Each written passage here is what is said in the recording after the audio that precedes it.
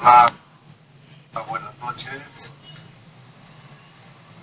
La Sociedad Peruana de Obstetricia y Ginecología le da la bienvenida el día de hoy a su séptima sesión científica correspondiente al día martes 23 de julio del 2024.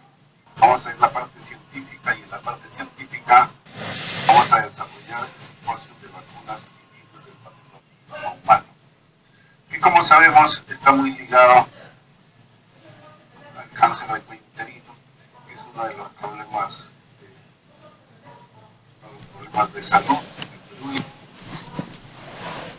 y el cáncer de cuello uterino ocupa el segundo lugar, y lo que tratamos de hacer siempre, y debemos lograrlo, es informar y sensibilizar, ¿no?, acerca de la importancia de la vacunación contra el virus del papiloma, de tal forma que mejoremos nuestras cifras en cuanto a morbilidad y a mortalidad de esta enfermedad que tanto nos agobia. Para esto hemos preparado el simposio que ha sido coordinado y va a ser moderado por el doctor José Jerónimo Guillo, que como todos lo conocen, pero sin embargo voy a presentarlo. Él es miembro de la Junta de Directores de la Sociedad Internacional de Virus de Papiloma y de la Junta de Directores de Sociedad Americana de Patología Cervical. Asimismo, es miembro del staff científico del Instituto de Cáncer de los Estados Unidos y tiene más de 120 publicaciones en revistas internacionales. Sí. Te dejo en la moderación. Gracias. Muchas gracias, Iter. Muchas gracias. Bueno, como mencionó el doctor Iter Sandoval, el tema de hoy de la vacuna del virus del papiloma humano es sumamente importante. Es crítico mencionar de que a pesar de que ya tenemos una vacuna que prácticamente previene el cáncer, o gran parte del cáncer uterino, ¿no?, y de otros cánceres relacionados al virus papiloma, aún requerimos aumentar la cobertura de la vacunación. Sabemos que en Perú se está vacunando y en Latinoamérica se está vacunando con unas coberturas realmente buenas, pero en otras partes del mundo no es así. Aún tenemos que seguir trabajando en eso. Yo creo que esta noche tenemos dos presentadores muy amigos, el doctor Oscar Galdos y el doctor Carlos Pérez. Vamos a tocar básicamente dos tópicos. Siempre es importante hablar del tema de lo que es la seguridad de la vacuna, porque aunque parezca mentira que ya se está vacunando a nivel poblacional masivo y ya se está teniendo unos resultados muy buenos en muchos países, aún sigue en el aire la pregunta de algunos colegas que siempre hay que recordarles que la vacuna es muy segura y eso se va a encargar el doctor Oscar Galdos. Y en la segunda parte, el doctor Carlos Pérez va a hablar del tema de lo que es una sola dosis, que es lo que se está moviendo ahora el tema de la vacunación de VPH, a usar solo una dosis, va a explicar por qué es que se está cambiando a eso. y la importancia de vacunar a ambos géneros, tanto varones como niñas. Entonces, son temas sumamente importantes. Entonces, vamos a empezar con Oscar Galdos, un gran amigo, ginecólogo, oncólogo de Perú, con una gran trayectoria y experiencia. Agradecerle a Oscar por tomar este tema y explicarlo. Lo conoce bastante bien. El doctor Oscar Galdos, ginecólogo oncólogo, entrenado en el Instituto de Enfermedades Neoplásicas. Nos entrenamos casi al mismo tiempo. Muy jóvenes los dos. Y bueno, Oscar, te dejo la palabra para que hagas tu presentación. Buenas noches con todos y agradezco esta invitación, agradezco al comité organizador, muchísimas gracias por tus palabras, Toño, es un privilegio estar en esta mesa compartiéndola contigo y con Carlos Pérez, que es también amigo de los peruanos. Gracias al doctor Iter Sandoval, gracias a la doctora Yara, y es un privilegio comenzar esta presentación. Sobre la seguridad de las vacunas, es la primera parte. Pasamos el siguiente slide, lo paso yo. He tenido la suerte de poder colaborar con los estudios locales de las vacunas bivalentes, tetravalente, nonavalente. Ese sería el conflicto que podría yo tener, pero esta presentación es responsabilidad exclusivamente de mi persona. Por supuesto, no recibo ningún honorario por esta presentación. Esta es la agenda del día de hoy de mi presentación y comenzamos con una breve introducción. El tema que vamos a desarrollar es la vacuna profiláctica. No vamos a tocar el tema de la vacuna terapéutica. Se sienten muchos pasos de la vacuna terapéutica, pero no es el tema de hoy y aún no es disponible en el mercado. El tema es la vacuna profiláctica, prevención primaria, es decir, nuestro mayor interés debe ser desarrollar la prevención primaria, evitar la infección del virus a través justamente de las vacunas disponibles. Sabemos que el mecanismo de acción del virus es en el epitelio basal y preferentemente en la zona de transformación del cuello uterino. Entonces, a través de microfisuras ingresa al epitelio basal y el mecanismo de las vacunas que disponemos es básicamente desarrollo de anticuerpos para bloquear el ingreso del virus al epitelio basal, porque sabemos que la persistencia de la infección es la causa del cáncer de cuello uterino a futuro, la persistencia. No todas las mujeres infectadas van a ser enfermedad persistente o infección persistente. Y las vacunas van a evitar el ingreso del virus a la célula. Básicamente hablamos de los serotipos 16 y 18, no solo para el cuello uterino, sino para la mayor parte de las neoplasias del cuerpo humano vinculadas al VPH. Entonces, las vacunas han primero orientado en cubrir 16 y 18 y progresivamente se ha avanzado, como vamos a ver más adelante. Lo que tenemos en este slide, que no se llega a ver completo, no sé por qué no se ve completo, pero es la carga viral de cada enfermedad.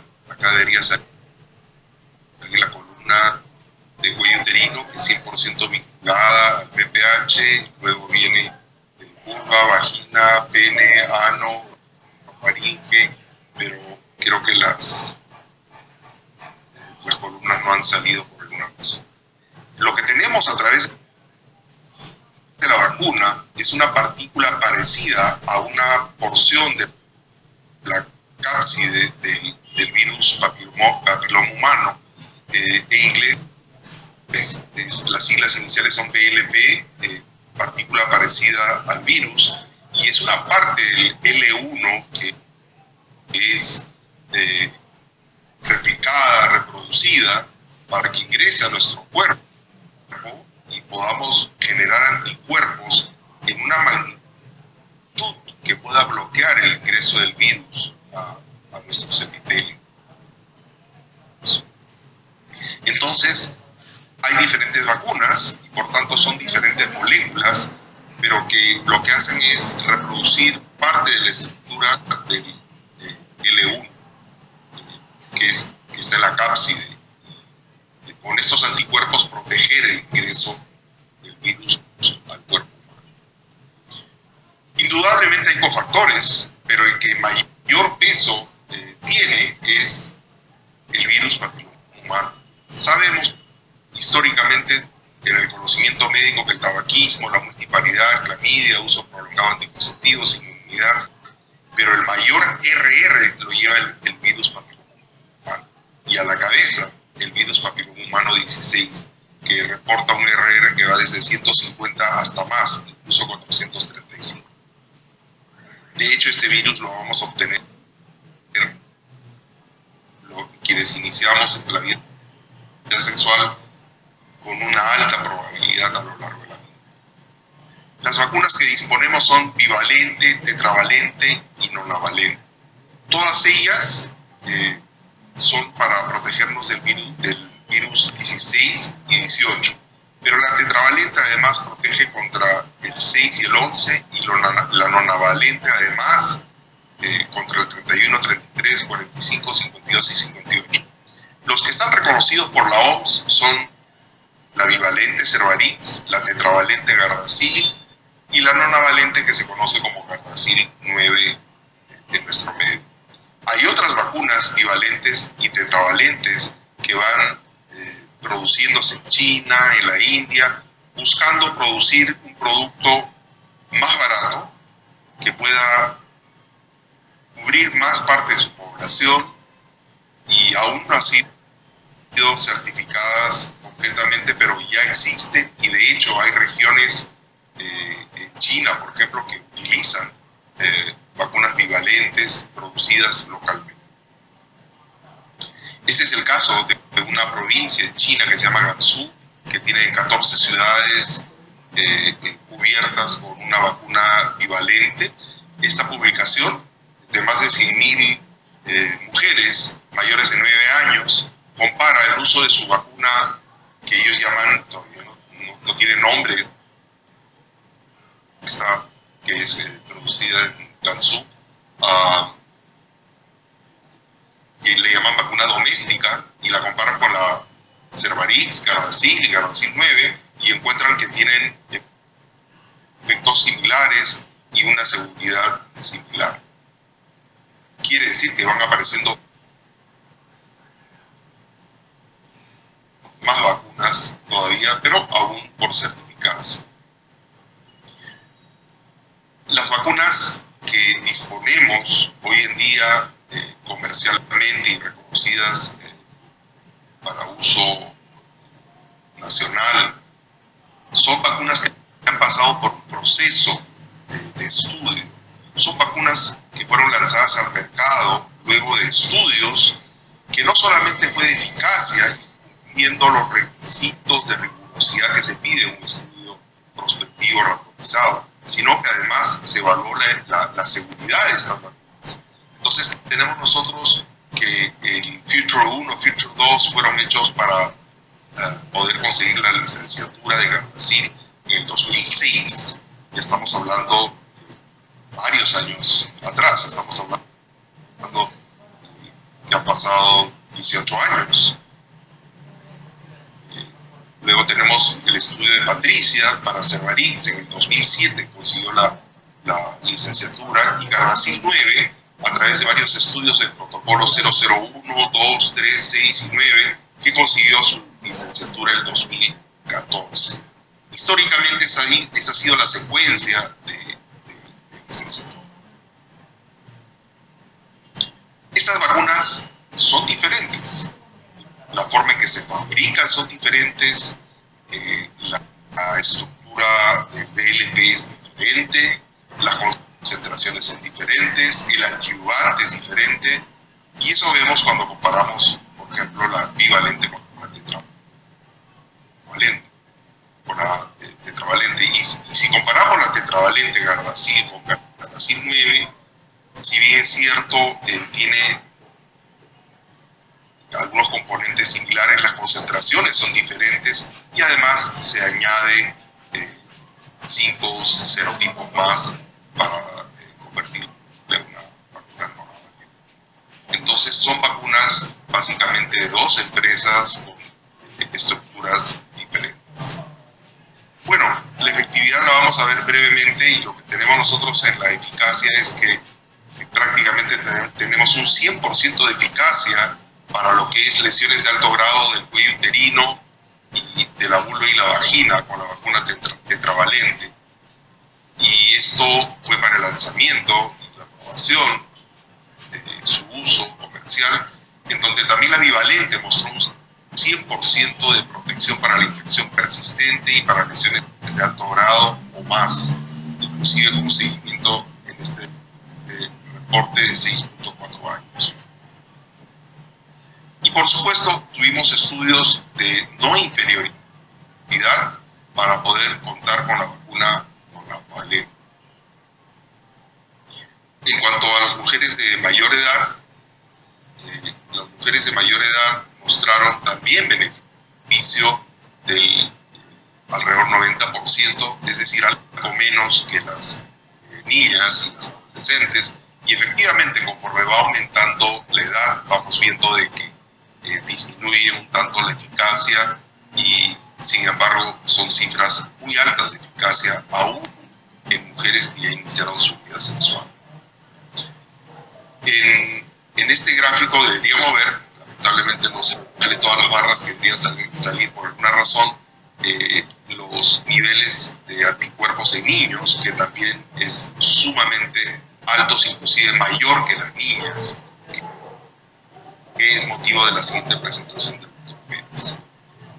Indudablemente los niveles de anticuerpos que se consiguen con todas estas vacunas son niveles de anticuerpos muy altos, muy por encima de lo que es la infección natural. Eso es clarísimo. Entonces, vamos a pasar ahora propiamente a lo que son reacciones adversas y seguridad. Para poder conseguir la licenciatura de estas vacunas, los estudios que fueron reportados para su aceptación presentaron una serie importante de mujeres, y en el caso de la vacuna tetravalente y nonavalente, niñas y niños, que están alrededor de los 20.000 en cada una de las publicaciones, mostrando cuál es el beneficio, que lo hemos podido ver rápidamente, y cuál es la seguridad, que es lo que vamos a revisar ahora. Y la verdad es de que los resultados de seguridad fueron totalmente aceptables, no se vieron efectos adversos graves, y lo que sí se espera es evaluar grupos más grandes en donde se puedan detectar algunos eventos raros. Y ahí tenemos nosotros alguna responsabilidad. Primero, para educar a nuestros pacientes que necesitamos incrementar la cobertura. Nosotros tenemos una población que todavía debemos de vacunar con una mayor cobertura, y necesitamos, y es una pregunta constante en la consulta de si debo o no vacunar, pregunta de la mamá, y por supuesto hay algún temor todavía por vacunar, y la verdad es de que la información de seguridad es tan abundante que nosotros debemos de promover la vacunación en nuestra población. Somos un vehículo, los médicos, importante para promover a través de la consulta que nuestra población se vacune. Aún yo veo pacientes que pudieron haberse vacunado y finalmente acuden a la consulta con cáncer de cuello uterino. Se ve en la práctica médica. En estos estudios, entonces, para conseguir la licenciatura no se detectaron eventos adversos graves. Y tenemos un mecanismo de farmacovigilancia, o sea, a nivel nacional, a nivel internacional, internacional, se reconocen diferentes instituciones, y en nuestro medio el MINSA tiene una página donde podernos dirigir si tenemos un efecto adverso, porque eso es importante a largo plazo tenerlo documentado. Eso nos permite a nosotros tener la seguridad y por supuesto es una obligación profesional. A lo largo de todo este tiempo que existen estas vacunas, desde el 2006 que hemos podido ver, todas estas instituciones han podido acumular la información de los efectos adversos, graves, no graves, y hemos podido nosotros ver que estos efectos adversos reportados son consistentes con los identificados en los estudios iniciales de prelicenciatura. Es decir, lo que se vio en los protocolos se ha visto hasta ahora en la población que normalmente manejamos en el día de hoy. Y los efectos principales son dolor, enrojecimiento, hinchazón, y este es el reporte inicial de Gardasil. Básicamente es eso, y lo primero que nos hacen los pacientes es preguntar ¿y qué efectos adversos tiene? Entonces, dolor, enrojecimiento, hinchazón. Ahora, cuando comparamos Gardasil, que tiene ahí los porcentajes 83.9%, 24% y 25%, contra Cervarix, vemos de que hay un poco más de reacción local con Cervarix. Sin embargo, no va más allá mayormente de reacciones de este tipo. Y Cervarix ha mostrado también beneficios de anticuerpos aún en niveles más altos que la vacuna tetravalente y con cifras permanentemente altas a lo largo de muchos años. Finalmente la eficacia ha sido similar para ambos. Incluso Cervarix ha mostrado reacción cruzada. En nuestro país disponemos de la tetravalente, Gardasil, y de la nonavalente, que es Gardasil. El programa nacional peruano es con la vacuna tetravalente. Este es un estudio de seguridad que fue hecho revisando 109 estudios publicados, en donde se compara la bivalente, tetravalente y nonavalente en lo que corresponde a seguridad. Y ya para entonces eran 71 países en el año 2018 que tenían a la vacuna como parte de su programa nacional. A la fecha estamos cerca de llegar a los 100 países. En realidad más o menos es la mitad del mundo que tiene, mitad de los países del mundo que tiene alguna de estas vacunas dentro de su programa nacional. 71 países en el momento que esto es revisado incluían ya la vacuna en su programa nacional, y 11 países para ese entonces incluían a los hombres. En esta revisión de todos estos estudios se encontraron efectos menores y no hubieron efectos graves como que sean atribuidos a la vacunación. Es decir, los efectos graves que se vieron, que se encontraron, no fueron consecuencia de la vacunación. Esta es otra revisión. Esta es una revisión americana de 80 millones de dosis, en donde se ve de que ocurre lo descrito en la prelicenciatura, pero además también se ve un poco más de síncope y se ve que esto coincide con lo que se encuentra en cualquier vacuna inyectable. Esto fue a través de un estudio que se siguió a 80 millones de aplicaciones hasta 180 días y no hubieron efectos adversos graves consecuentes a la vacunación. En ese estudio, por supuesto, se valoraron los efectos locales, sistémicos, leves o graves. Se utilizaron informes de vigilancia de diversos estudios de vacunas, de BPH, informes de casos y de casos, y se vio que además del síncope también se podía ver mareos, náuseas, dolor de cabeza, que es parte de los efectos que pueden ocurrir con esta vacuna. Se evaluaron también para poder investigar si había algo atribuible a la vacuna, lo que es muerte, enfermedad potencialmente mortal, hospitalización prolongada, discapacidad persistente, anomalías congénitas o defectos del nacimiento en pacientes que eran previamente vacunadas, enfermedades reumatológicas autoinmunes, el número 3, enfermedades endocrinas autoinmunes, enfermedades neurológicas oftálmicas autoinmunes, y no se identificaron efectos graves consecuentes a la vacunación. Eso es muy importante porque hubieron efectos adversos, pero no eran atribuidas finalmente a través de caso por caso revisados que sean atribuidos a la vacuna administrada. Esta es una revisión de seguridad ya al poco tiempo de lanzada la vacuna bivalente, en donde se estudiaron con 30.000 mujeres efectos adversos graves, también efectos adversos atribuidos a medicamentos, a efectos adversos tipo enfermedades autoinmunes y crónicas de reciente aparición, y se encontró que la vacuna bivalente también tenía una seguridad muy buena. Es una revisión de metaanálisis en donde se buscan estudios randomizados, y lo interesante que se encuentra acá es de que el dolor y el eritema fueron más frecuentes en la vacuna nonavalente, OR de 1.72 y 1.29 respectivamente. Entonces, con la vacuna nonavalente sí hay un poco más de efecto localmente hay más reacción adversa, ¿no? Pero no hubieron efectos adversos graves. Y los efectos sistémicos fueron similares para la tetra y la nonavalente. Esta es una revisión de este año, hace pocos meses, inicios de año, en que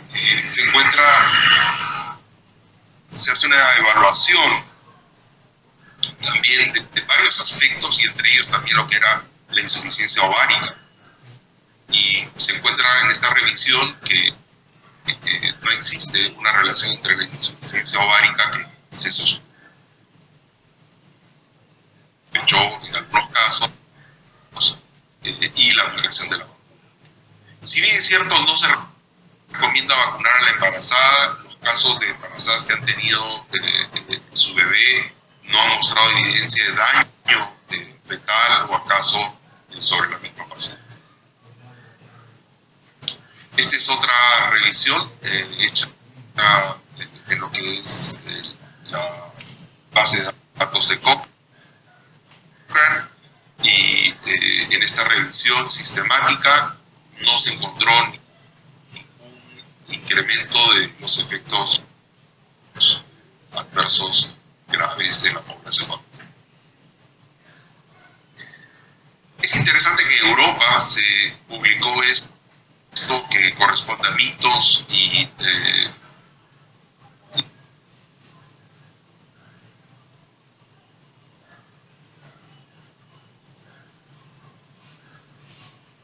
mentiras, falsedades vinculadas a la vacunación.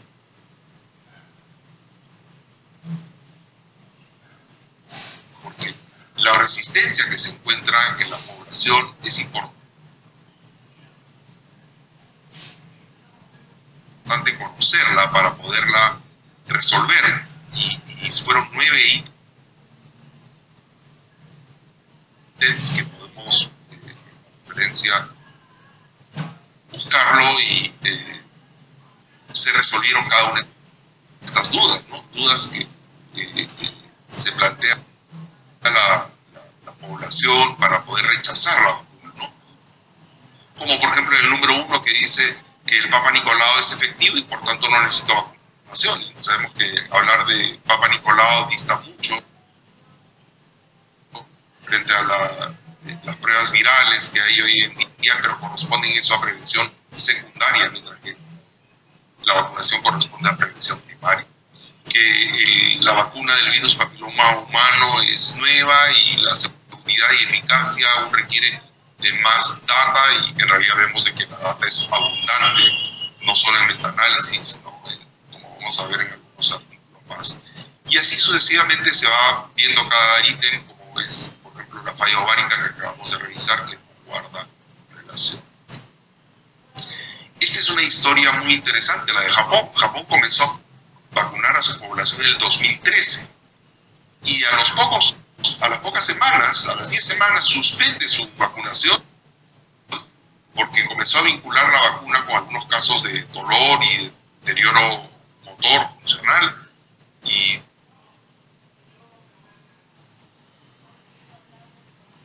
no vacunaron más hasta que recién el 2021, muchos años después, 8.5 años, sale la publicación en que se señala que retoma la vacunación. A lo largo de ese tiempo, por supuesto, se perdió la chance de salvar muchas vidas. Se calcula que fueron alrededor de 5.000 vidas por año. Entonces, esa experiencia nos muestra cómo es que la resistencia política o acaso también de la población puede tener un impacto serio en la salud pública. Japón hoy en día está vacunando, por supuesto, y con futuros buenos resultados. Esta es una revisión, vamos a hacer algunas revisiones de algunos casos que, digamos, de algunas pequeñas series, luego de haber visto todos estos metaanálisis. Estos fueron niños jóvenes de 16 a 26 años, 1.803 casos, en los cuales se vio que no hubo ningún efecto adverso. Así como se vio en la población masculina, en otros lados también se evaluó en Corea la vacuna bivalente de 9 a 25 años. Esto fue en hombres y mujeres, y se encontró que hasta 30 días no había ningún efecto adverso grave. Este fue un estudio danés que realiza 14 estudios publicados en la población de Dinamarca, que tiene una data muy privilegiada, porque controla muy bien la información de su población, y tampoco hubo causa de efecto por efectos adversos mayores. Este es un estudio en Taiwán, en donde a lo largo del 2003 al 2018 junta toda la población de su estudio y encuentra, buscando concretamente 19 efectos adversos serios que no hubo, hasta con un seguimiento de un año, que no hubo una relación causa-efecto. Con todo esto, la OMS pues declaró que sin ninguna duda que el uso de vacunas debe difundirse ampliamente, y trajo consigo la declaración en el 2020 de una meta para el 2030 de disminuir, se espera dramáticamente, la enfermedad de cáncer de cuello uterino, con una estrategia que se llama 90-70-90. Pero creo que nos falta mucho para poder alcanzar algunas metas trazadas. Se espera que el 90%, el primer 90%, de niñas estén vacunadas antes de los 15 años, que el 70% de las mujeres entre los 35 y 45 años tengan un test de alto rendimiento, y que el 90% de las mujeres con cáncer de cuello uterino hayan podido recibir un tratamiento adecuado, ya sea para pre-cáncer o para un cáncer invasivo. Entonces necesitamos vacunar nuestra población. O sea, si ustedes me preguntan qué sería lo ideal, sería vacunar al 100%, porque yo estaría protegiendo, disminuyendo dramáticamente la enfermedad, como lo ha conseguido Australia. Australia prácticamente ya no tiene VPH, probablemente, en su población vacunada, ¿no? Y se va para pronto declarar que ya no hay cáncer de cuello uterino en Australia. Fueron los primeros que comenzaron a vacunar. La VPH en el Perú se hace a niñas y niños de 9 años hasta los 18 años con una sola dosis y se utiliza la vacuna tetravalente. Eso es lo que el Ministerio de Salud ofrece a nuestra población a través de su estrategia vacunal. La vacuna no navalente también está disponible en nuestro país, pero esa es pagada por el usuario.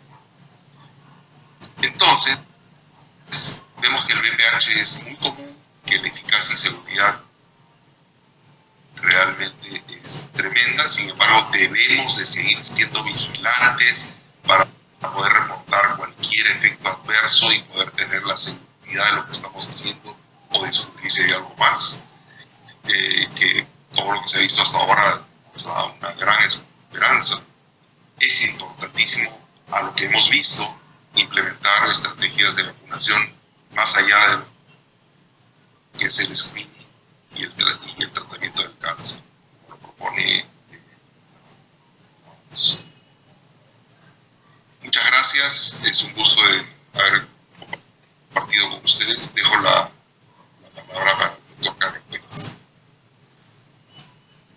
o el doctor Jerónimo.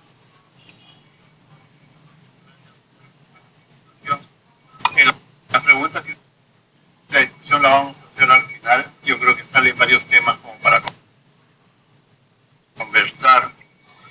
Solamente para mencionar, yo estoy muy convencido de la seguridad. Yo vacuné a mis hijos, a los dos, hombre y mujer, hace más de 10 años, 15 años, cuando recién salía la vacuna. O sea, si no fuera segura, creo que no lo hubiéramos hecho. La siguiente presentación, a cargo del doctor Carlos Pérez, de Colombia, un gran amigo. Doctor Pérez, ha sido presidente de la Federación Internacional de Colposcopía y Patología Cervical, es actualmente el director del Hospital San José de Bogotá, un hospital docente, y bueno, es un gran profesor, ha estado en Perú hace un par de años, si no me equivoco, el año pasado, un gran ponente, y él nos va a hablar acerca de usar una sola dosis, el sustento para eso, y también el hecho de por qué vacunar a ambos géneros. Gracias, Carlos, por acompañarnos y te dejo la palabra.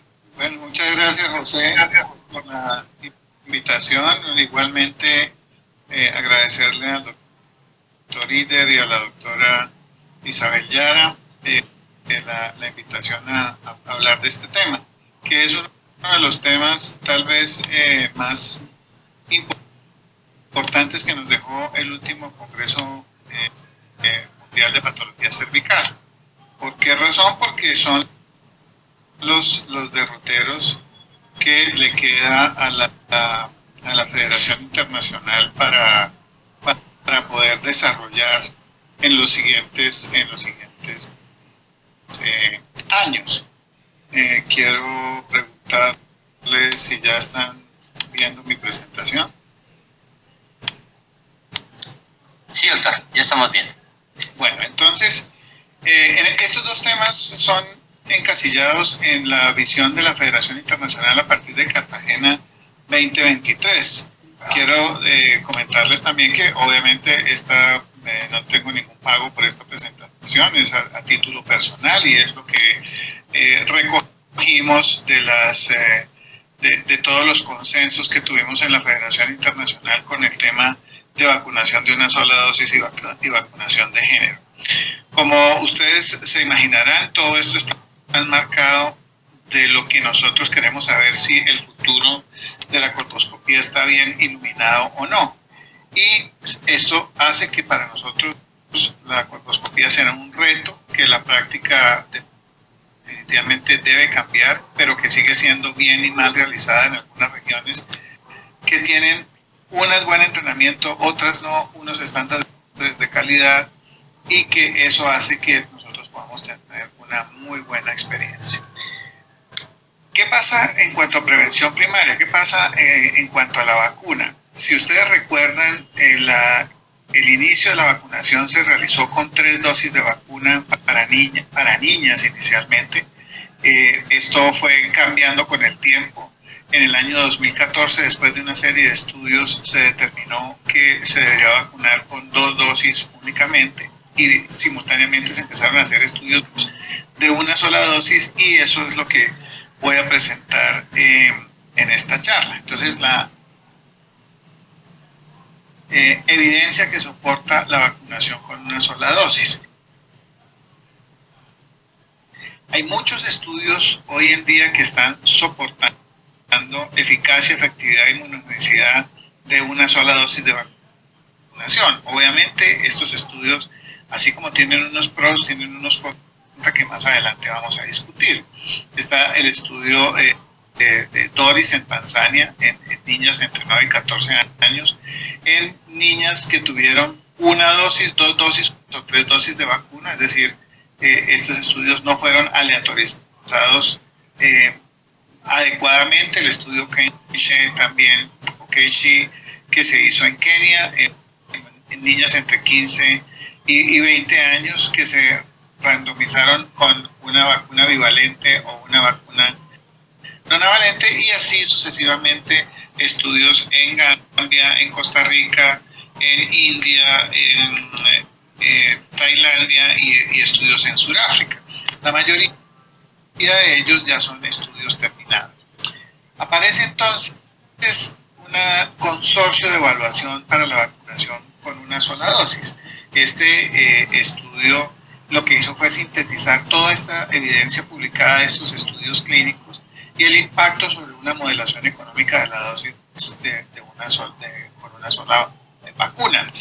Aquí están los miembros del consorcio que participaron, como ustedes los ven, y los comités asesores representativos, donde estaban los más importantes, como la Organización Mundial de la Salud, la IARC, todas las investigaciones, el Colegio de Londres de Higiene, etcétera, etcétera, participaron en este consorcio y empiezan a hablar de unos tópicos claves y unas preguntas claves.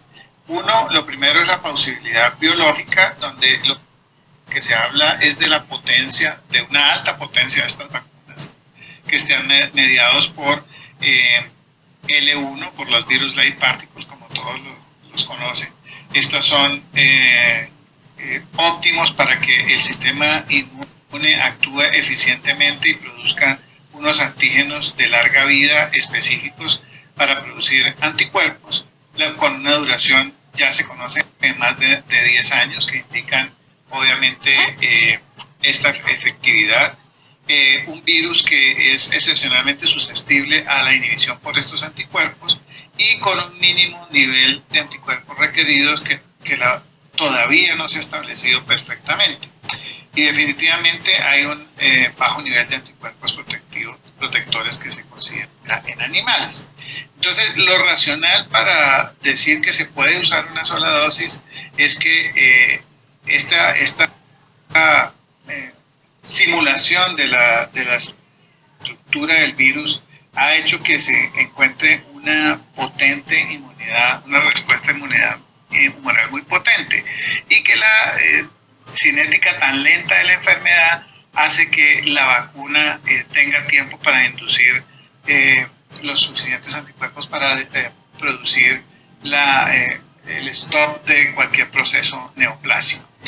¿Qué pasa con los niveles de protección? Los diferentes estudios, como el estudio de Kenia, el estudio de Doris en Tanzania, el estudio de la IARC en la India y el estudio de Costa Rica, muestran que la vacunación con una sola dosis de la vacuna nonavalente tiene un 98% de efectividad en la prevención de las enfermedades por 16 y 18. En Tanzania, que los anticuerpos que reciben las niñas con una sola dosis fueron tan altas como los que reciben una multidosis. Lo mismo pasó en India, y en Costa Rica también se comparó la eficacia de 1 y 3 dosis de la vacuna bivalente en la protección contra 16 y 18 y con una duración de 10 años. Entonces, aparentemente estos estudios son unos estudios robustos, bien realizados y que nos demuestran esta eficacia. Es la protección similar de una sola dosis a un régimen de multidosis. Aquí en esta diapositiva, en el estudio de la India sobre 10 años, ven ustedes que en la población no vacunada el número de eventos era significativamente alto. Cuando se ponía una sola dosis, dramáticamente se bajaba el número de eventos comparado con 2 dosis y 3 dosis. Entonces, definitivamente, el hecho de poner una sola dosis nos mostraba una eficacia similar después de 12 años después de la vacunación, que es bien importante porque no son estudios que se realizaron a corto plazo, sino a largo plazo. Lo mismo en el estudio de vacunación de Costa Rica, el estudio de final de eficacia muestran la comparación entre los niveles de anticuerpos para 16 y 18 entre 3 dosis y 1 dosis, y realmente son bastante similares. Igualmente, la estabilidad de los cuerpos para los virus 16 y 18 después de una década de vacunación sobre la inmunidad natural, como lo están viendo ustedes en el estudio de la India, donde muestra que al final de los 10 años muy probablemente la inmunogenicidad es similar entre los regímenes de multidosis con los regímenes de una sola dosis, y lo mismo con la vacuna bivalente. A 11 años la inmunogenicidad y la cinética es similar a lo que se encuentra en los 16 años de vacunación con la vacuna cuadrivalente. Entonces, ¿qué es importante con un régimen de una sola dosis para la población? Hay unos mensajes claves. Los mensajes claves es que desde el punto de vista de recursos humanos, de gobierno, de información digital, de finanzas, de todo lo que tiene que ver con la cadena de abastecimiento, demanda y de la distribución de la vacuna, obviamente es mucho más fácil implementar un sistema de una sola dosis que implementar un sistema multidosis. Esto hace que los costos se bajen dramáticamente, además que la distribución de cada una de las vacunas, la cadena de frío, etcétera, etcétera, hace que haya una mayor facilidad y que haya muchos menos obstáculos en los países de bajos y medianos ingresos, reduciendo la cantidad de dosis y procurando una distribución, un depósito y una administración mucho más fácil. Esto hace entonces que globalmente el esquema de vacunación en niñas entre 9 y 14 años haya cambiado. Para el año pasado ya teníamos 26 países que estaban con el tema de una sola dosis, 97 países con 2 dosis entre 0 y 6 meses y 6 países con 2 dosis entre 0 y 12 meses. Entonces ahí están ustedes viendo cómo está la distribución a nivel mundial. Obviamente todavía tenemos países donde no existe ninguna data o donde no se aplica la vacuna, ningún tipo de vacuna. Pero aparecen unas preguntas que nos hacemos cuando se usa una sola dosis. Primero, es que las únicas vacunas que están aprobadas para una sola dosis son la vacuna Cervarix, las vacunas Gardasil y la vacuna Gardasil nueva. Para las nuevas vacunas no existe data con una sola dosis, entonces tendría que usarse esto. Y lo otro que es importante es que no hay ninguna data sobre las enfermedades no cervicales, es decir, únicamente la data que hay es para lesiones preinvasivas de cuello uterino. No hay nada en cuanto a verrugas genitales, infección vulvarovaginal o oral, y obviamente el cáncer cervical es la enfermedad mayor que causa el virus del papiloma en los países de bajos y medianos ingresos. Entonces, como conclusión, en esta parte tendríamos que hay una evidencia que soporta los beneficios de un régimen de una sola dosis. ¿Cuáles son? Que el nivel de protección es similar al régimen de multidosis. aproximadamente del 90%, que un esquema de una sola dosis representa un ahorro significativo y puede ayudar en todo el tema de entrega de la vacuna, que los regímenes de una sola dosis promueve una equidad y puede ayudar a un incremento en el acceso, y que alcanzar más niñas con una sola dosis puede prevenir muchos más casos de cánceres que vacunando menos niñas con una segunda dosis. Pero aparecen unos ítems a considerar previos a implementar un programa de vacunación con una sola dosis. Primero, que para la industria farmacéutica productora de la vacuna, una sola dosis está fuera de marca, eso off-label, no es lo que está prescrito, que son mínimo 2 dosis. Segundo, que las indicaciones actuales, o sea, lo que estamos haciendo ahora, se están precedidas por una fuerte evidencia clínica y una evidencia en el mundo real que todavía estos estudios que se han hecho en estudios controlados pues no lo tendrían. El tercer punto es que si estos programas podrían alcanzar más del 80% de cobertura en las cohortes vacunadas con una sola dosis, para hablar, por ejemplo, de protección de rebaño en esta población, no lo sabemos. Si en la mayoría de los países donde se implementen los programas de una sola dosis están incluidos los varones o no. Si se tienen los registros y las vacunas en el lugar de origen, porque muchos países no tienen estos registros. Y si se tiene en los países donde se implemente una dosis, programas nacionales de tamizaje organizado que puedan monitorizar los cambios en el mundo real de la efectividad contra el NIC2, porque realmente eso es lo que nos interesa.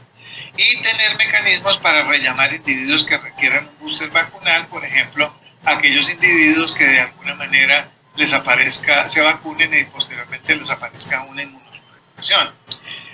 El siguiente ítem es cuántos años tiene el programa de vacunación del país, qué tan maduro está, qué tan fácil se puede hacer el cambio y qué tan preparado está el país para hacerlo.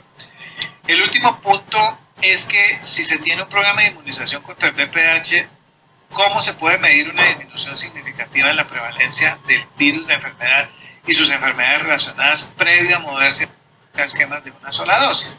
Pues realmente creo que muy pocos países van a poder decir que se disminuyó la prevalencia, se disminuyó el cáncer cervicuterino y adicionalmente se disminuyeron las enfermedades relacionadas con los precánceres relacionadas con el virus del papiloma humano. Y en cuanto a la evidencia para soportarlo, los análisis post-hoc de los estudios randomizados en mujeres, en el estudio, por ejemplo, de la IDAR en Costa Rica, se hicieron en mujeres que fallaron para completar 3 dosis de vacuna. Entonces, los tamaños de las muestras de estos estudios menores de 3 dosis pues son pequeños, la aleatorización no fue uniforme, por lo tanto hay diferencias en los que recibieron una dosis, 2 dosis o 3 dosis. La otra crítica es que los estudios en India se hicieron en lugares con baja infección por VPH circulante, y en cuanto a los registros vacunales de estos estudios fase 4, hubo mucha dificultad para definir si hubo protección de rebaño de la eficacia de una sola dosis. Entonces, no hay claridad sobre eso. Y hay diferencias en edad en estos grupos en los que se pusieron 2 a 3 dosis versus los que se pusieron una dosis, que esto podría tener un potencial sesgo de eficacia. Entonces, realmente estas son las críticas a estos estudios. Lo mismo que la protección equivalente contra la infección del VPH, que compara la data de 36 meses comparando una sola dosis con 0 dosis. Realmente todavía no se tiene estos estudios de eficacia con la vacunación en una sola dosis. Tal vez esas son las críticas para soportar la evidencia de la vacunación con una sola dosis. Pero definitivamente, desde el año de diciembre del 2022, la Organización Mundial de la Salud, en su paper sobre los esquemas de vacunación, alineado con este grupo estratégico de consejería de expertos en inmunización, recomiendan en su récord epidemiológico, que se recomienda 1 o 2 dosis. Ese esquema de 1 o 2 dosis. Dejan abierto la posibilidad de las 2 dosis como se estaban haciendo antes para el blanco primario, que son las niñas entre 9 y 14 años, y 1 o 2 dosis para mujeres jóvenes entre 15 y 20 años, y 2 dosis con un intervalo de 6 meses para mujeres mayores de 21 años. Lo mismo dice que para personas inmunocomprometidas, incluyendo aquellas que viven con VIH, deben recibir por lo menos 3 dosis, deben recibir 3 dosis, y si no, por lo menos 2 dosis. Entonces, deja abierta la puerta todavía para que algunos grupos de pacientes se pongan las 2 dosis, y no que le digan al paciente: ¿usted qué prefiere, ponerse 1 o ponerse 2 dosis? Realmente, en este momento, la evidencia habla de que se puede poner una sola dosis y va a ser efectiva, pero definitivamente no todas las preguntas están resueltas en cuanto a la vacunación con una sola dosis. La Organización Mundial de la Salud le dice a los países que vacunen para el grupo primario entre 9 y 14 años en lo que esté disponible, y que hagan el catch-up con las otras poblaciones para que lleguen por lo menos a una vacunación hasta los 18 años. Y en esta declaración para eliminar el cáncer cervical, los líderes de muchos países consideran adoptar las recomendaciones de la WHO para la vacunación con una sola esquemas de una sola dosis, las cuales deben ser basados en la revisión de la evidencia comparando la eficacia, duración y protección. Y esta valoración científica y programática hace que, claro, que una sola dosis puede aumentar el potencial de vacunar muchas más niñas y proteger muchas más mujeres contra el cáncer del cuello uterino. Entonces, por eso se quiere mover a una vacunación de una dosis. Eso básicamente es lo que quería hablarles de vacunación. De vacunación de una sola dosis. Nosotros en Colombia, en octubre del año 23, el gobierno autorizó vacunación de niñas entre 9 y 17 años con una sola dosis de vacuna no navalente, y para niños de 9 años, porque la plata no alcanzaba. Ya para este año, hace unos 15 días, salió una nueva declaración del Ministerio de Salud, donde les sube a los varones hasta los 14 años para vacunarse de cuenta del Estado. Entonces, de todas maneras, hay un grupo de niños que todavía no se beneficia y debería beneficiarse. El segundo punto es la vacunación género neutro. ¿Qué pasa? ¿Por qué debemos hablar de vacunación género neutro? Porque la vacunación, las tasas de vacunación global son supremamente bajas. Apenas el 4% de los varones elegibles se han vacunado, y solamente el 15% o menos se han vacunado. Entonces se dice que nosotros podemos hacerlo mucho mejor. ¿Y cuál es el grave problema que se tiene? Que para lo único que hay un programa establecido de rutina es el tamizaje para cáncer de cuello uterino. Pero si ustedes ven, hay una gran cantidad de enfermedad que no hay cómo tamizarla. El cáncer orofaringeo, el cáncer anal, el cáncer vaginal, el cáncer vulvar. No hay un método de screening que nosotros podamos decir que se puede hacer. Y ya saben ustedes la carga de enfermedad tan grande que se produce, que en estos casos en Estados Unidos cada vez, por ejemplo, cáncer orofaringeo es mucho mayor, está desplazando inclusive el cáncer de cuello uterino, y cáncer orofaringeo es un cáncer más de hombres que de mujeres. Están viendo ustedes que se diagnostica cada minuto una persona con algún tipo de enfermedad relacionada con el virus del papiloma humano, y el cáncer orofaringeo es el cáncer más común la enfermedad por VPH más común relacionada en hombres. ¿Qué tenemos claro? Que la vacuna definitivamente produce una protección a largo plazo, tanto para hombres como mujeres. Ahí están ustedes viendo los estudios tanto en vacuna cuadrivalente como en vacuna nonavalente, tanto para hombres como para mujeres, con datos de inclusive hasta 14 años de protección. Pero ¿qué pasa en Estados Unidos? ¿Por qué Estados Unidos está insistiendo tanto en la vacunación de género neutro? Porque están viendo que en hombres el crecimiento del cáncer orofaringio ha sobrepasado las tasas de cáncer cervical en mujeres. Entonces están teniendo más cáncer orofaringio que cáncer cervical. No es la realidad de nuestros países latinoamericanos, pero definitivamente ellos están viendo que el cáncer orofaringio es más común en hombres y en mujeres, y está en una proporción casi que 5 veces mayor en hombres que en mujeres.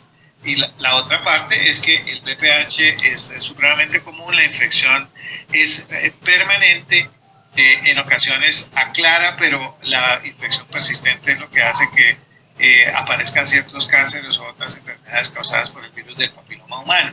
Y en hombres la infección oral persiste a través de la vida. Entonces parece que el hombre tiene el virus del papiloma humano en cavidad oral durante mucho tiempo. Esto, el estudio HIM, que es el estudio de infección en hombres del virus del papiloma humano, adicionalmente muestra que la rata de seroconversión después de la infección pues es supremamente baja. Los hombres se seroconvierten en un porcentaje muy bajo, lo que hace que la mayoría tengan por lo menos una recurrencia, y un porcentaje muy alto tiene 2 recurrencias o más. Entonces eso hace que sea muy importante vacunar hombres. Eso va a hacer que nosotros tengamos una equidad de género cuando vacunemos hombres y cuando vacunemos mujeres. La mayoría de las entidades multilaterales dicen que un programa de género neutro puede potencialmente proveer una protección óptima, sobre todo para hombres que tienen sexo con hombres, ofreciendo la vacunación antes del debut sexual. La vacunación de género neutro mejora la protección de mujeres y hombres, y Peter Barker, que es un consultante independiente, dice que él cree que la equidad de género en la vacunación es un importante paso en la salud pública, que hace que vaya hacia adelante la salud pública, que el beneficio de la equidad de género en la vacunación incluye una protección tanto para hombres como mujeres. Entonces, definitivamente, hoy la tendencia es a que no solamente se vacunen niñas, sino que se vacunen niños, y eso nos va a dar una importante equidad de género. 2 cosas importantes. Uno, la vacuna no está licenciada sino hasta los 45 años, pero ya hay estudios donde se habla de vacunación inclusive después de los 45 años. La Casa Comercial únicamente recomienda la vacunación hasta mujeres de 45 años y hombres hasta los 26 años. No la encuentran aprobado para más. Aquí les muestro los esquemas de vacunación en Colombia. Como les comentaba, la vacunación a partir del 1 de octubre se implementará una dosis única de virus del papiloma humano con vacuna nonavalente, y se incluirá a niños únicamente de 9 años. Esto fue en octubre del año pasado. Y esta es a partir del 15 de julio del 2024. Se amplía la edad de aplicación de la vacuna en niños. El esquema actualizado será una única dosis en niñas entre 9 y 17 años y en niños entre 9 y 14. Deberían ser ambos hasta los 17, pero pues por cuestión económica pues no se puede hacer. Y 2 dosis en niños y niñas de las mismas edades y inmunosuprimidos en el marco de los lineamientos definidos para la aplicación de este biológico. Entonces ahí están viendo ustedes cómo van a ser los esquemas para la población colombiana. Finalmente, pues obviamente nosotros tenemos que hacer práctica y entrenamiento. Esta es una publicidad política pagada de la Federación Internacional, donde nosotros queremos hacer entrenamiento en colposcopía. Sabemos que es necesario, que se necesitan diferentes habilidades, conocimiento, teoría, reconocimiento de imágenes, habilidades, logística. Contamos con un programa de prevención de colposcopía y cáncer cervical en unión con la IFCPC y la IA, con un programa estructurado progresivo exhaustivo que incluye teoría, reconocimiento de imágenes. Aquí ven ustedes que lo tenemos en diferentes idiomas. Este es el ejemplo en español, este es el en inglés, este es en portugués, en español. Pues no me voy a demorar contándole cómo es el curso, pero ustedes lo pueden consultar en la página www.ifcpc.org, que es la página de la Federación Internacional.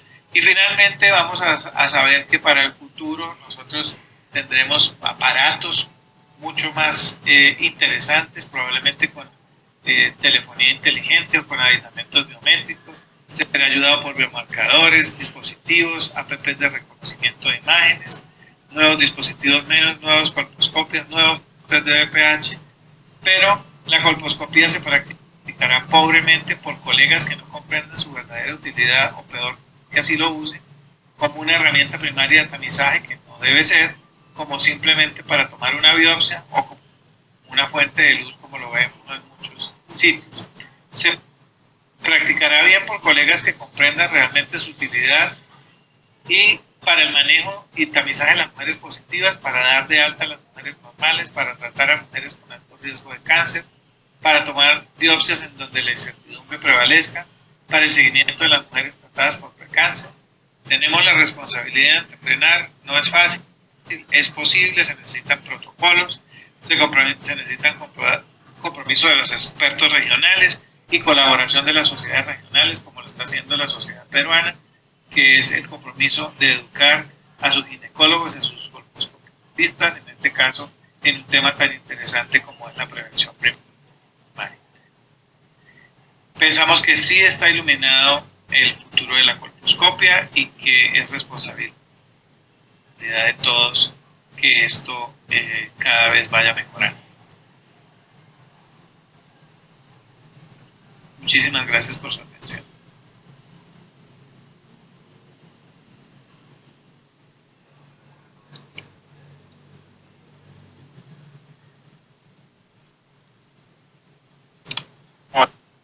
Ahora viene la ronda de preguntas, vamos a aprovechar.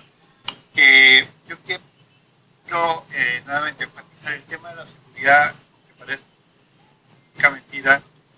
Cuando conversábamos antes de este tema, Carlos me dice, pero seguridad, ya es tan obvio que es muy segura la vacuna. Le digo, no, todavía hay que seguir demostrando la evidencia. Oscar, tú mencionaste lo que era el PLP, que es la partícula parecida al virus, ¿no? Entonces,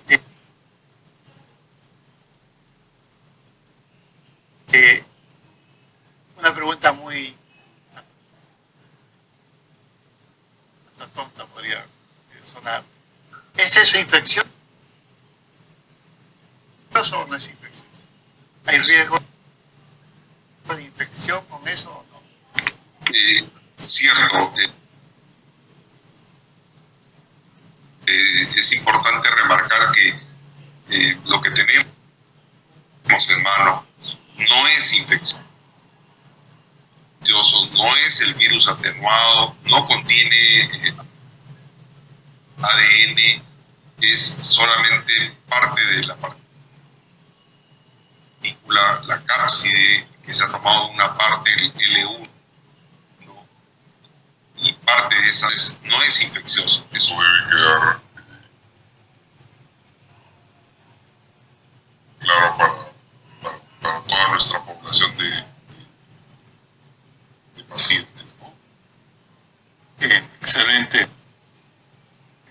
Ahora, algunos de los estudios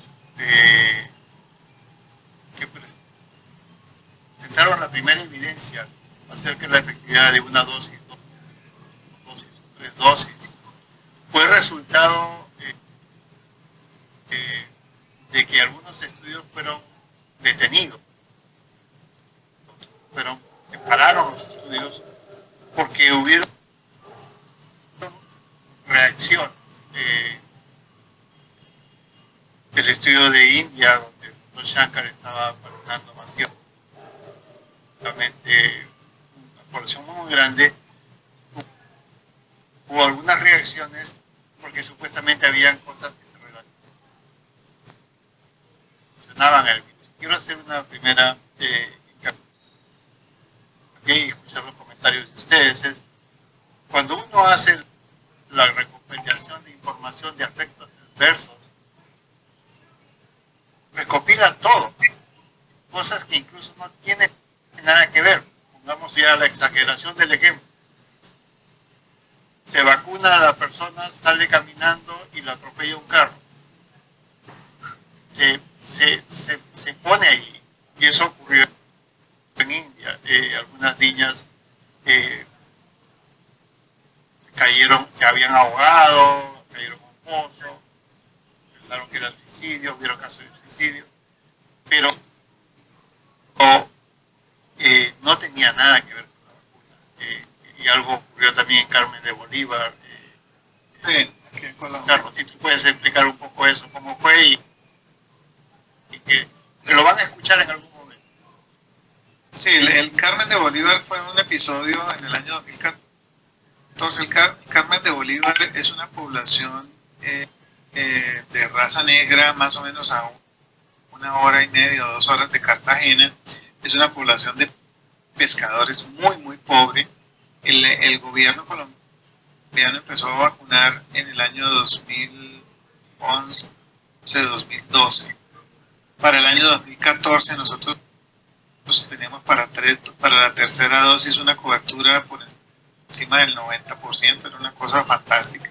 Ya no nos creíamos australianos, siendo chinchombianos, creíamos que íbamos a ser como los australianos y resulta que en esa población las niñas empezaron a hacer desmayos, pero una población muy pobre.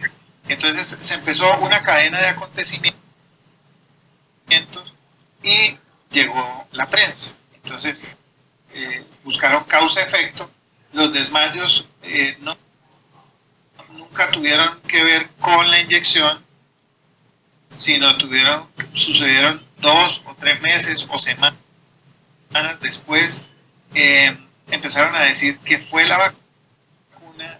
Llegaron los abogados y empezaron a decir que iban a tener demandas millonarias contra MSD, para hablarlo en particular. El gobierno le dio un pésimo manejo a la situación, y nosotros inclusive a uno de los hospitales donde yo trabajo, o del grupo en el que yo soy, trajimos esas niñas, y esas niñas apenas llegaban, mientras nunca habían viajado, nunca habían salido de su pueblo, apenas llegaban, la prensa empezaban a caerse, a convulsionar, y mientras no venía la prensa estaban tomándose selfies y tomando el pelo. Y en el pueblo, en los sábados y los domingos no habían episodios de desmayos, ni habían episodios de convulsivos, y en las fiestas del pueblo tampoco había esos episodios. Entonces se hizo un trabajo muy grande y quedó como un evento psicogénico masivo. Finalmente se hizo un estudio muy grande, una revisión sistemática de la literatura de los eventos adversos, y se concluyó que era un evento psicogénico masivo, pero la vacunación contra el VPH cayó del 90% al 6%, y arrastró con la vacunación del resto de vacunas. Entonces la vacunación en Colombia cayó dramáticamente, y levantar la vacunación contra el virus del papiloma humano, nosotros en este momento estamos entre un 40 y un 50%, que pues todavía es malo, todavía es malo. Colombia nunca se pudo recuperar de ese tema porque aquí le dimos tan duro al evento adverso que uno ya oye eventos adversos y dice, yo ya no quiero ir más de eventos adversos, porque con el Carmen de Bolívar tuvimos 6 u 8 años de sufrimiento. Entonces, definitivamente, y ahora la gente ya se está vacunando y ya la gente no tiene tanto temor. Los grupos antivacunas se calmaron, ya la gente habla de la vacuna nonavalente sin problema, la gente ya no se vacuna es porque cuesta, sobre todo la mujer adulta, pero ya el tema de reacciones adversas y eso nosotros ya no lo miramos tanto. Cierto. Bueno, yo creo que queda claro que es muy segura, ¿no? Ya la evidencia, los años de experiencias de seguimiento, como mencionó Oscar, hay estos seguimientos bastante estrictos y son ya miles de personas vacunadas y ha mostrado que es muy segura. Uno de los temas que se mencionó en algún momento hace años atrás es que aumentaban la vacuna, vacunaban a las adolescentes y después empezaban a aparecer las enfermedades autoinmunes, ¿no? Que apareció lupus por acá, que apareció. Y algo que hay que tener en cuenta es que justamente muchas de esas enfermedades autoinmunes aparecen normalmente en la adolescencia. Es la edad en que se presenta. No es que la vacuna lo hizo, sin vacuna se va a presentar, porque es la edad en que se empiezan a presentar. Entonces, yo creo que lo de la seguridad de la vacuna está muy claro, ¿no?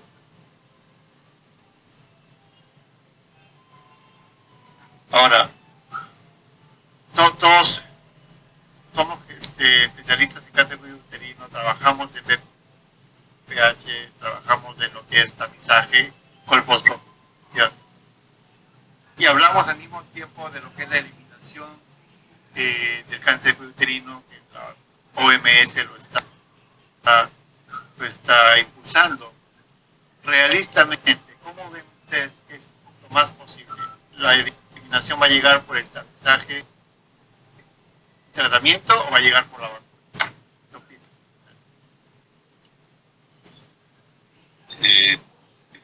Bueno, yo creo que en nuestro país, en el Perú, el tamizaje es muy bajo, no es bueno, y necesitamos más bien implementar tamizajes de alto rendimiento, o sea, pruebas de BPH que sean baratos y fortalecer la vacuna. Pero en este momento el screening es malo y la vacunación no me satisface del todo, ¿no? Entonces, ¿qué va a llegar primero? Más fácil llega el tamizaje, pero en mi opinión, más éxito tendría yo si empujaría la vacuna. En la práctica, probablemente el tamizaje va a llegar más rápido, ¿no? Con test de BPH baratos, de alto rendimiento, que hay varios estudios en ese sentido. Pero aún así me quedo con la duda. Lo que yo quisiera es vacunar a todo mi país, ¿no? Si me dicen aquí que disponga de un recurso económico dado que sea cuantioso, lo primero que hago es vacunar a todos. El impacto de eso va a ser a largo plazo. El problema es que el impacto político no es bueno, entonces muchas veces la política entra ahí a tallar y el impacto del tamizaje es mayor en términos políticos, y ese es un problema cuando la política entra a tallar por encima del valor de la salud. En términos de vacunación, indudablemente a largo plazo el impacto es mucho más rentable Sí, yo quería agregar una cosa, estoy de acuerdo con el doctor Oscar. La problemática es que estamos en el año 2024 y ya se va a acabar, porque así como en Perú hay festivo toda esta semana y ya se acabó esta semana, a nosotros ya se nos acabó el año también. Vamos ya para el 2025, la meta era una reducción del 30% en incidencia y mortalidad para el 2030. Y yo voy a decir algo políticamente con esa proyección. Eso no se va a cumplir. Si nosotros miramos el 90% del por ciento de la vacunación, del 90, 70, 90, miramos ítem por ítem, el 90% de las niñas vacunadas a la edad de los 15 años, muy pocos países en Latinoamérica están por encima del 80%, muy pocos. La mayoría están alrededor del 60%. En cuanto al 70% del tamizaje de alta sensibilidad, peor aún, no solamente en Perú. Nosotros en Colombia, tamizaje de alta sensibilidad, entidades muy juiciosas de salud tamizan el 25% de su población con prueba de VPH, el resto se sigue haciendo citología convencional, no se hace ni siquiera citología en base líquida, no hay, económicamente no hay con qué. Y si no hacemos prevención y no tamizamos, pues imagínense cuántas pacientes vamos a tener con cáncer, con precáncer o cáncer invasivo. ¿Sí? Que estamos viendo, yo trabajo en una clínica de colposcopía que hoy creo que vimos 2 cánceres invasivos hoy. Una cosa que antes de pandemia yo veía un cáncer invasivo cada 3 meses o algo así. Ahora estamos viendo semanal 2 o 3 o 4 cánceres invasivos, una cosa completamente absurda. Entonces yo creo que pues lo único que nos toca es luchar y seguir enseñando y haciendo, pero la estrategia de alcanzar el umbral de menos de 4 por 100.000, que para la mayoría de los países se va a alcanzar en el año 2060, pues la única forma es hacerlo con vacunación y tamización exhaustiva, porque hay una gran población que no se vacunó, que no se sigue vacunando, que va a seguir enfermándose, y que la única forma es, por un lado, vacunar a estas niñas y a esa otra población tamizarla de alguna manera. Sí, yo, bueno, personalmente yo soy muy optimista en la vacuna. Yo creo que la vacuna es la que va a ser el que va a romper todo este problema del cáncer uterino. No va a tomar tiempo, sí, va a tomar bastante tiempo, pero yo lo veo porque es una sola cita, una sola intervención. Cambio el mensaje que lo tenemos que hacer de todas maneras, porque no estamos protegiendo con la vacuna mujeres que ya están infectadas. Y ahí viene algo que es muy importante, que lo mencionaste, Carlos, en algún momento, era acerca de la persistencia del virus. Y lo mencionaste, varones, para lo que es infección a nivel de orofaringe. En mujeres también se está viendo cada vez más evidencia de que el virus no se va. Una vez que la mujer se infectó, controla la infección y el virus como que persiste ahí oculto. Lo que no ocurriría si fuera vacunada. Justamente la vacuna sí impide que se instale esa infección, ¿cierto? Entonces no estaríamos lidiando con eso de allí. Cuando se vacuna a hombres y mujeres, el vacunar hombres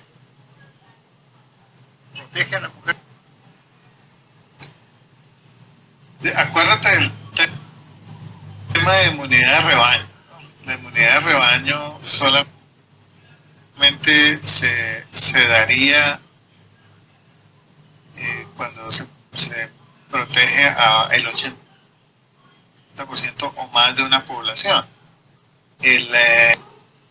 Ese fue el gran éxito de Australia, que hizo que la protección de rebaño a la población que no se vacunaba la benefició, porque ya había mucho menos virus circulante. Definitivamente, si uno protege, si uno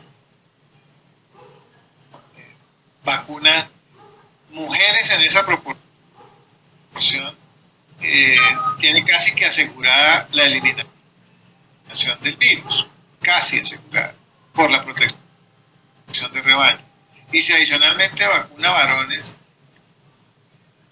pues el gran problema del varón no es tanto el cáncer que tenga en relación con la transmisión hombre-mujer, sino el problema de la transmisión hombre con hombre. Los hombres que tienen sexo con hombre, que es donde realmente está el varón. Entonces, definitivamente, por un lado, se protege la mujer, obviamente, porque hay más gente vacunada, pero la gran protección del hombre es en cuanto al que tiene sexo con hombres, en este caso. Yo pienso que definitivamente hay que vacunar varones, hacer vacunas de género. Es absurdo, uno tiene que tener vacunas de género neutro, donde proteja tanto a hombres como mujeres. Y lo otro era yo escucho a veces comentarios de colegas que dicen, pero ¿por qué una dosis y no será? O sea, ¿por qué antes vacunábamos con 3 dosis y ahora solo con una? Y la respuesta un poco sencilla en cierta manera es que cuando las compañías que fabricaron vacunas tuvieron que hacer sus estudios y presentar la evidencia para que se aprueben esas vacunas, ellos solo hicieron estudios considerando 3 dosis. Entonces no había evidencia de una dosis o de 2 dosis en ese momento. Solamente hicieron vacunas con 3 dosis. Y luego, por lo que ya se ha explicado, empezó de alguna manera accidental primero y de otra manera ya por estudios diseñados específicamente se empezó a probar de que 2 dosis era efectivo y que una dosis era efectiva. Entonces, no es que ha habido, para que no haya confusión, no, ha sido la evolución de la evidencia. La evidencia inicial no era para una dosis ni para 2, era para 3. Y se tenía que tomar de esa manera. Y ha sido muy consistente y muy robusta la evidencia. O sea, toda la decisión de bajar de 3 dosis a 2 dosis que se dio en el 2014 fue basada en la data serológica de la vacunación con 2 dosis. Si ustedes se acuerdan, se decía al principio que si íbamos a bajar a 2 dosis, pero que la la tercera dosis se iba a poner 5 años después, era mientras aparecían los estudios serológicos que determinaron que no había necesidad de poner una tercera dosis. Entonces se continuó con el tema de una sola dosis, pero lo que dice José es cierto. Muchas mujeres se vacunaron con una sola dosis. Se hizo lo que se llamaba la población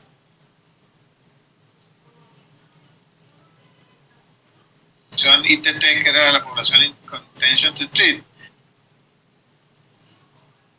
población que se puso una o dos dosis cuando se hablaba de 3 dosis. Esa población empezó a tener protección, y de ahí es donde aparecieron los estudios en pacientes con una sola dosis, primero con 2 dosis y después con una sola dosis. Y realmente ahorita, aunque existan dudas, sobre todo lo que creo que las toqué, definitivamente la data da para que solamente se vacune a futuro con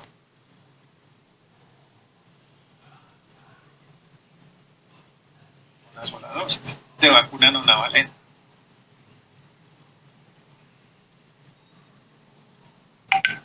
Es. Ahora, otro tema que ya estamos terminando, yo creo, el tiempo, pero tú mencionaste el uso off-label, o sea, que no está en el inserto. Cuando uno abre la vacuna o cualquier medicina, hay un papelito ahí que nos explica eso está indicado para esto, y eso es lo que ha sido aprobado. Pero cuando se usa una dosis, estamos usando off-label, o sea, no de acuerdo a lo que está recomendado. No hay que tenerle miedo a eso. No, ¿por qué? Porque hay evidencia, hay estadística que muestra que por lo menos 10, en algunos sitios más del 10% de todo lo que se prescribe es off-label. Porque estamos usando una medicina para otra cosa. Para otras cosas.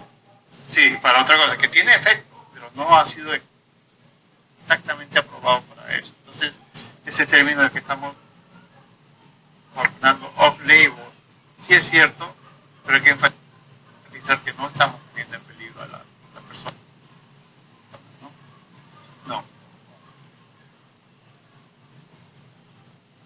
Y bueno, ahora el movimiento se está escuchando cada vez más la vacunación en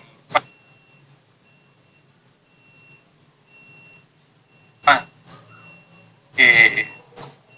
Van a haber estudios aparentemente para niños antes de los 2 años de edad. Entonces, lo que yo siempre le digo en las conversaciones y en las presentaciones a los colegas es la medicina es una ciencia y la ciencia evoluciona. Lo que nos enseñaron a nosotros en la universidad hace unos, no hablemos de años, ¿no? Unos años atrás, muchas de esas cosas ya no son ciertas ahora. Y lo mismo es lo que algunas cosas que estamos haciendo ahora no van a ser necesariamente ciertas o valederas en el futuro. Entonces, cuando hablamos ahorita de que va a seguir evolucionando, es porque quizás en el futuro ya vienen recomendaciones específicas para incluso niños de menores de 2 años, ¿no? Entonces, esto está evolucionando y va a seguir evolucionando. No sé si quieren hacer algún otro comentario, Carlos, Oscar.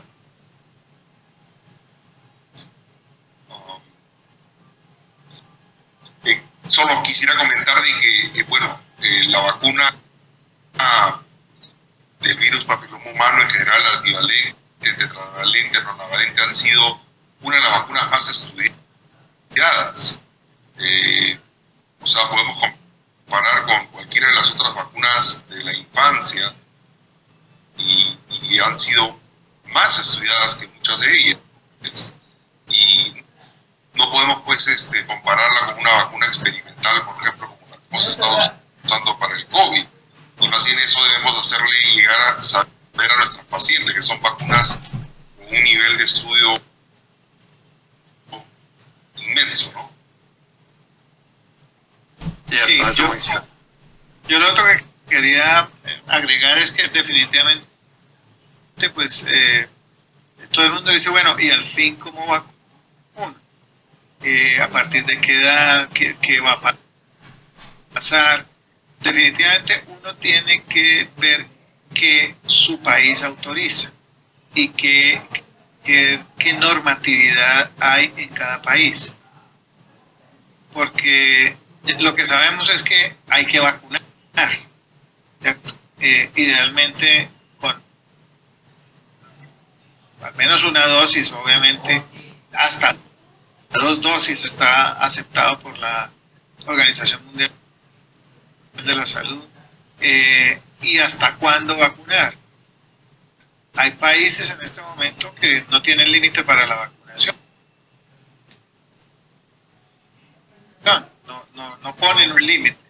La casa comercial igual, el label es hasta los 45 años de edad, pero también hay casas, hay países que no ponen ese límite. Y definitivamente no sabemos qué va a pasar. Igual, daño no le va a hacer a la paciente, pero no hay estudios de eficacia, inmunogenicidad, etcétera, etcétera, en ese grupo de pacientes. Entonces, muy seguramente la investigación en vacunas va a hacer que se amplíen los extremos de edad, tanto en los infantes como en la población mayor de 45 años de edad. Pero definitivamente cada país tiene una normatividad y nosotros tenemos que respetar lo que cada país cada decisión que ha tomado los gobernantes, los ministerios de salud, etc. Excelente, muchas gracias. Muchas gracias, Oscar. Muchas gracias, Carlos, por participar acá. Yo creo que ha sido muy interesante las presentaciones y la discusión. Y bueno, dejo al doctor Inter Sandoval para que ya cierre estas. Muchas gracias. El día de hoy hemos tenido el privilegio de tener a 3 amigos que tienen mucho conocimiento sobre este tema que es importantísimo para la salud de la mujer, y por lo tanto han desarrollado unas ponencias excelentes por las cuales la Sociedad Peruana de Ginecología les hago llegar mis felicitaciones y mi agradecimiento por estas excelentes ponencias que indudablemente hemos tenido bastante colegas que han estado siguiéndonos esta noche, ¿no? Creo que hemos llegado a más de 400, lo cual pues hace ver que sí hay un interés, bastante interés por la salud de nuestras mujeres, por la sensibilización, como se dice, para que nuestras mujeres sean vacunadas oportunamente y de esa forma podrán saltar esta valla que siempre tenemos en el cuidado de ellas. Nuevamente les hago llegar mi saludo, mi agradecimiento y también a los colegas que nos han seguido esta noche. Quiero invitarlos a la próxima sesión. Les agradezco mucho. Gracias. Gracias. Buenas noches. Gracias, Oscar. Gracias. Muchas gracias. Chao, José. Gracias. Hasta luego, Oscar. Muchas gracias.